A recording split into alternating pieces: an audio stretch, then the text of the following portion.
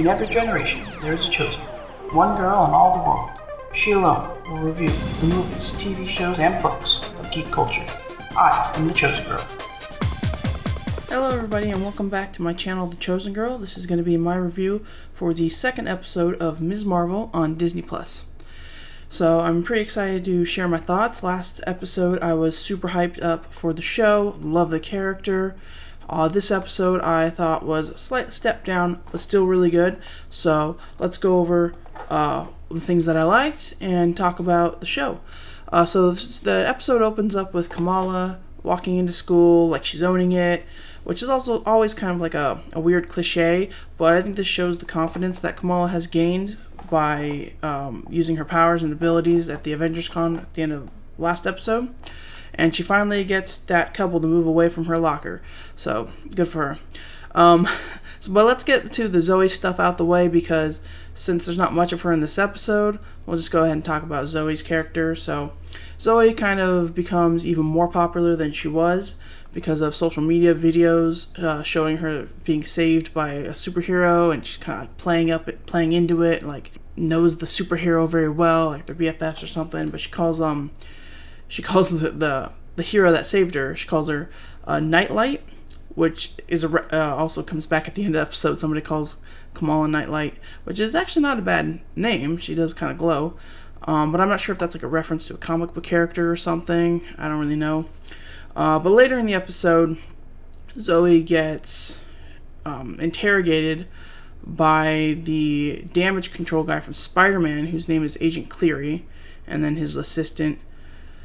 And, that's a kind of payoff of the end credit scene from last episode.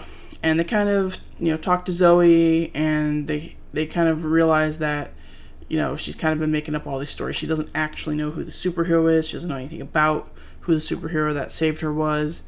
And I think somehow they figure out that it's Kamala at the end, or at least they're quicker to respond when Kamala has her big scene at the end of the episode. So that was good that we kind of got a little bit of payoff from that end credit scene last episode. But that's really all we get for Zoe from this episode. She does have a party, which she invites the new kid, and then of course Kamala and her friends go. But that scene doesn't really kind of pay off that much. You're not really in the episode that much. This episode does have a lot with Kamala's other best friend, Nakia, which is also the name of Lupita Nyong'o's character from Black Panther. They might be pronounced slightly different, Nakia and Nakia, but they're spelled the same. So it might be a little confusing to have characters with the same names, but it's nice that we get more of her in this episode. She seems like a really great character. I really liked her. We get a nice scene with Kamala and Nakia running late to the mosque, which is something right out of the comics, so that was kind of fun to see. And then, of course, Kamala encourages her to run for the mosque board in order to change things, which is kind of a cool thing, and it's a nice little side story for Nakia. And then I love the scene with Kamala and Nakia in the bathroom, and Nakia's they talk about what it means to be different in society, not just because of your culture, but because of who you are or who you want to be. And it's a really touching little scene. We get a little more insight into Nakia, and I don't really know why Kamala doesn't tell her about her powers. I guess she just wants to keep it between her and Bruno, but it seems a little weird that she wouldn't tell her other best friend about, hey, these amazing powers that I have. But it's a great scene. We get a lot of really good Nakia stuff in this episode. And then, of course, we get a nice montage of Kamala training with Bruno as, like, her trainer. I like that she's, like, running and doing push-ups, and she learns that she doesn't have super strength. It's still good to see because, even if she wants to be a superhero, she still needs to be, somewhat fit to do all the superheroing. Not every superhero is, like, in excellent fighter shape all the time. So it's nice to see her actually training her body and how she uses her powers with her body and her movements, and she's training the little platforms throughout the episode, and that kind of pays off at the end, which is cool. And then Bruno, of course, says that the power is coming from within Kamala, and that the bangle is unlocking her powers. And I do love the effects on the powers, very crystalline, very glowy, purples and violets and all that, and blue. And I really love the CGI and the powers. I think they don't look as great as they could be, like if it was movie effects, but for TV budget, it looks pretty good to me. Of course, Kamala asks her mom if she can go to the party, which I found to be kind of an interesting scene because her mom lets her go, even though she refused to let her go to Avengers Con last episode, and Kamala snuck out and lied to her. And Kamala apologized, and of course she didn't say that it was a party at Zoe's house, but just found it, her mom's really not the bad guy. She really does care about her daughter and does want her daughter to be happy. So it was kind of nice seeing her just say, okay, yeah, you can go hang out with your friends tonight, but make sure you come through the front door. That was fun. So there is a new kid in school this episode named Cameron, and Zoe invites him to her party. All the girls are swooning over him, so I like that Kamala and Nakia are kind of crushing on him. Very, teenage girls. And so, of course, they want to go to the party. And then Cameron does, like, this cool high diving flip into the pool, like, shirtless. And so, of course, Kamala and Nakia are, like, drooling over him. Poor Bruno. And then I thought it was a bit suspicious that Cameron, quickly took interest in Kamala and got her number. I did think it was cute, though, that he noticed her over, someone like Zoe or even Nakia. And it's a good callback to her failing her driver's test last episode. We'll come back to Cameron a little later. But so speaking of poor Bruno, right? I love the scene with Mr. Wilson in the counselor's office, talking to Bruno, telling him that he got accepted into the summer program at Caltech in California.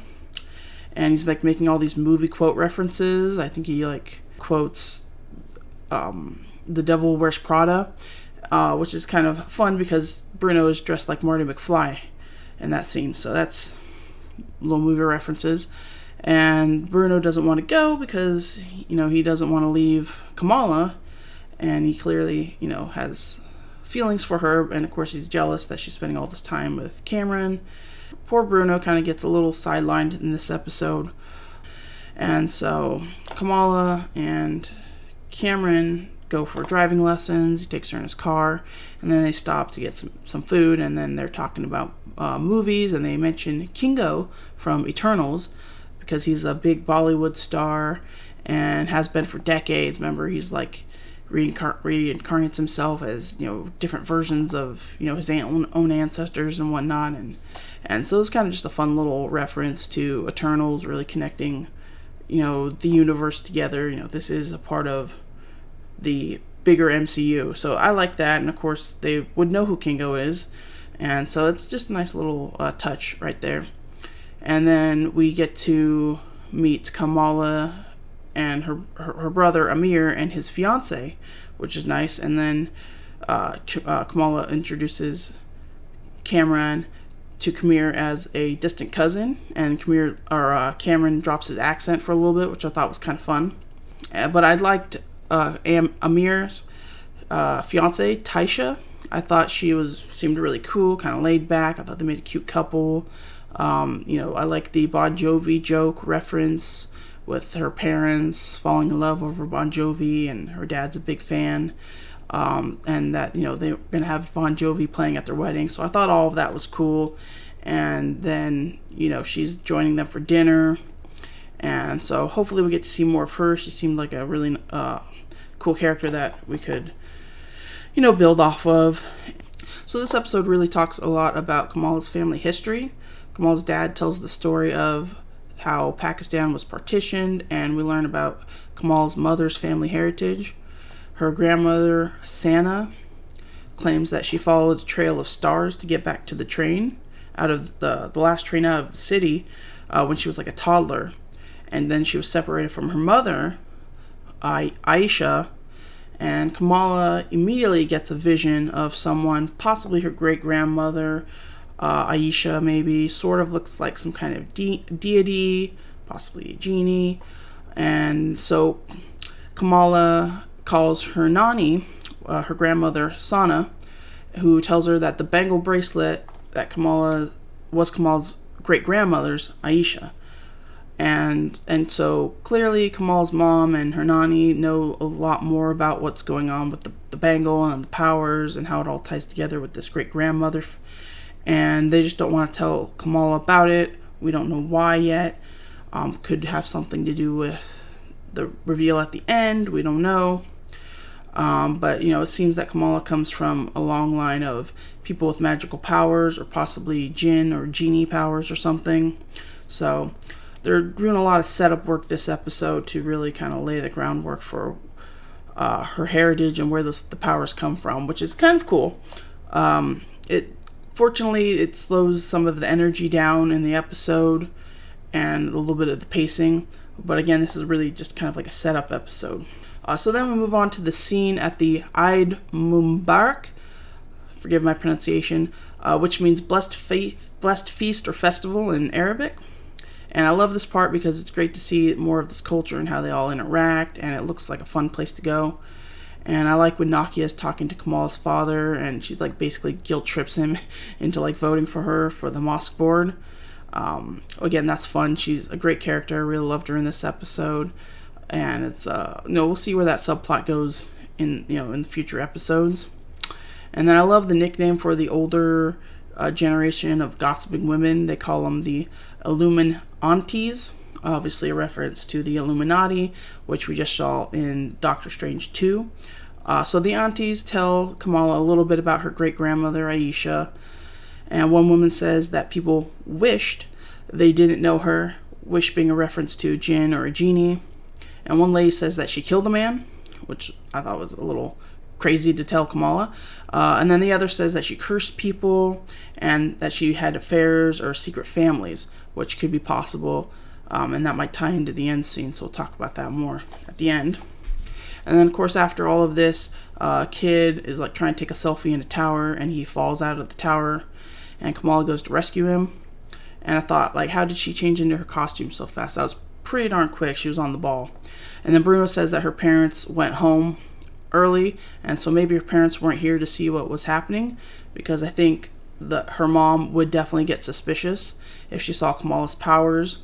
She never saw Kamala's Captain Marvel costume, but she does know that Kamala is a big fan of Captain Marvel, so she might have been able to like put two and two together, I think. So it's probably best that she wasn't there to see all that. And I'm surprised Kamala hasn't really thought of that. Her mom would figure things out, but yeah. So at first Kamala's rescue goes well, but then she sees another vision of the woman, possibly her grandmother, and she kind of loses concentration, and then the kid falls. And she slowly breaks his fall by building little platforms as he's falling down, until he lands on like a car or something. And then like she starts to run away, and she's immediately swarmed by the damage control agents. Everybody's like videoing her rescue scene, and exploding on social media and stuff. So maybe that's how they were able to respond so fast to catch up to Kamala. So now on to the ending. At first I thought, how convenient that Cameron is right there with his car, right? Then I thought, did he know Kamala was the superhero with the powers? This nightlight person that people are naming. And then, of course, the reveal of his mother in the backseat. So it all makes sense that Cameron suddenly showed up at the school to be, super interested in Kamala right away, right? He clearly was planted there by his mother, whose name is credited as Najma. So here's my theory. I don't have anything to back this up with. I don't have any insider knowledge, or even deep knowledge of the comics, if this is any reference to the comics. This is just my guess based on seeing the first 2 episodes. So my theory is that we know Kamala's great-grandma, Aisha, was separated during the partition. The Illuminantes mentioned that she might have had another family. So my guess is that Cameron's mom is a descendant of Aisha, meaning that Kamala might have been right about Cameron being like a distant cousin. So if Najma is related to Aisha, then she might know about the bangle and Kamala's powers, and she might want them power for herself. Or maybe she thinks that the power is rightfully hers, like she's the rightful heir to it. So this would make sense, kind of given all the tiny clues and hints that we've gotten throughout the last 2 episodes and of Kamala's family heritage. That's my best guess for who this mystery lady is and why they would know about Kamala and then recognize the powers and everything, and Cameron suddenly showing up and just being super interested in Kamala and getting to know her. So that's my guess. We'll see how that all reveals in the next episode. I don't know. So this was a good episode. It didn't have that as much for that fun, vibrant energy that we had from the first one. I mean, the montage scene was pretty fun. We didn't have any, like, Kamala fangirling over things. This is more of a character building episode, more of a setup episode for hopefully what's to come will be some good Ms. Marvel action, I'm hoping. I did like the kind of references, what her powers look like in the comics of, you know, growing big hands and stretchy powers. So I like what they're doing with the powers. It's very different from the comics, but they're also trying to do those little nods to her original powers as well, which is kind of fun. I'm waiting for her to get that costume upgrade, though. This, you know, knockoff Captain Marvel cosplay costume is not looking great. You know, not while she's out there running around trying to be a superhero. So hopefully, I don't know, maybe Bruno will give her a costume upgrade. I don't know. We'll have to see how she gets a new costume. But yeah, I really liked this episode. Not quite as much as the first. It's still a lot of fun. I'm still really excited for the rest of the show. I love the main character, Kamala Khan. I love the side characters. Bruno. Got a lot more of Nakia this episode. I love the parents. The parents are just so fun. And you could tell that they love each other and they love their kids.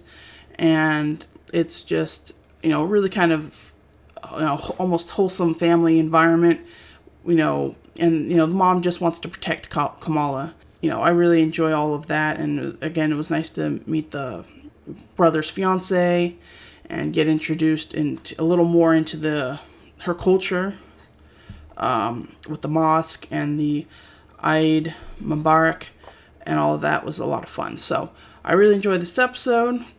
I can't wait to see what we get in future episodes. Now that some of the setup has been done, we can kind of move on to who the villain is. I mean, we didn't really have a villain in this episode either. We didn't have a villain in the first episode. We didn't have a villain in this episode. I think the end reveals who the villain might be, and so hopefully we can build off that going forward. So, thank you all for watching my video, listening to my review. Come back next week for another review of Ms. Marvel. Be sure to stay connected to the channel for any updates or any maybe new videos that might be coming out. Thank you so much. I'll see you in the next episode.